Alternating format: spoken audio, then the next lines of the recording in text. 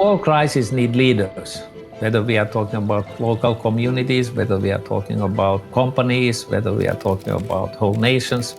Having leadership is critical because we need coordination. I don't know that we need some new kind of leadership.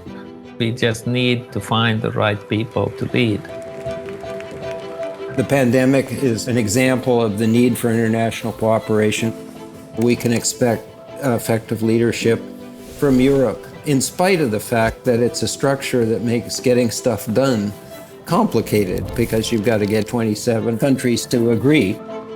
You have very big, powerful economies, the United States, China, and prospectively India.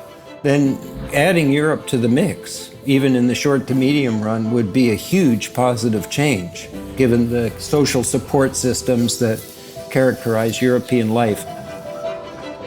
Leadership is extremely important, and I have to say that does worry me terribly when I see what's happening in the United States, because whether we like it or not, the United States is the obvious leader for the West.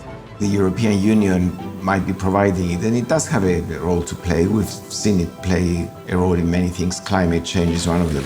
It should be playing a bigger role, if for no other reason than providing a leadership that would bring more peace to the world. In terms of the way the international order is set up, whether it's economic or in other dimensions, I think there's going to be some kind of breakdown in sort of having a relatively unified global system. In the digital area, for example, I think we're going to pull apart. You might say, well, who cares about TikTok? But I mean, we're going to do it everywhere.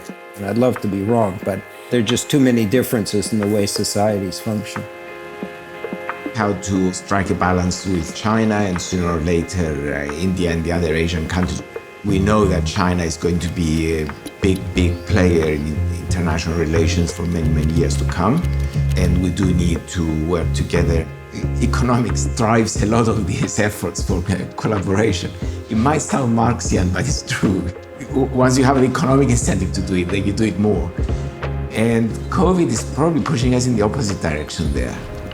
Globalization will become less important. That's in combination with the new technologies and automation.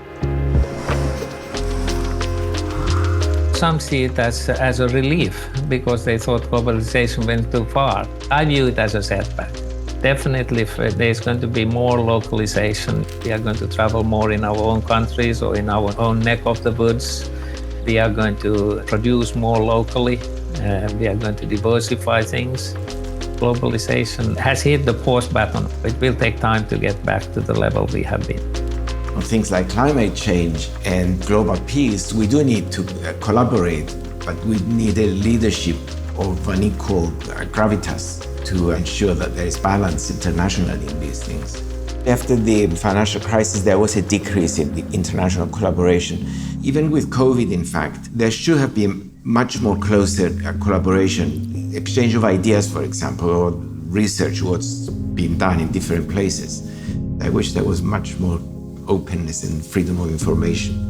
You have to make choices, and the smart ones look forward and see where are we headed rather than looking backwards. On the whole, I think we can look forward to a better situation than we've experienced in the last 4 or 5 years, but it won't be tension-free at all.